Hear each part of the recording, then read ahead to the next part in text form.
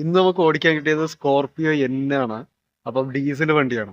അപ്പൊ ഇതാണ് നമുക്ക് ഇന്ന് ഓടിക്കാൻ കിട്ടിയ വണ്ടി. ഇതിന്റെ ഒരു പ്രത്യേകത എന്ന് വെച്ച് കഴിഞ്ഞാൽ ഇതിന്റെ ഓണർ വന്നിട്ട് അലോയ് വീലൊക്കെ ഇട്ടിട്ടുണ്ട്. നമുക്ക് ജസ്റ്റ് കാണാം. ഇതാണ് ആ സ്കോർപിയോ എന്നിന്റെ മുൻഭാഗം എന്ന് പറയുന്നത്. ഇവിടെ കണ്ടോ, ചുമ്മാ ഒരു സ്റ്റിക്കറിംഗ് ഒക്കെ ചെയ്തിട്ടുണ്ട്. കൊള്ളാം.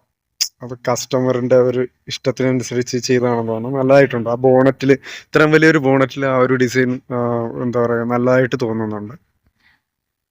അതുപോലെ തന്നെ ഇതിന്റെ ഓണർ ഇട്ടിരിക്കുന്നത് കണ്ടോ, അലോയ് വീൽസ് കണ്ടോ. ഇത് കണ്ടോ, നല്ല ഇതിന് ചേരുന്ന രീതിയിലുള്ള ഒരു അലോയ് വീൽസ് ആണ് ഇട്ടിരിക്കുന്നത്. നമുക്ക് അപ്പോളോയുടെ ടയറാണ്, പക്ഷെ ഇതിലെന്തോ എന്താ പറയാ, നമുക്കൊരു സ്റ്റിക്കറിംഗ് ഒക്കെ കൊടുത്തിട്ടുണ്ട്.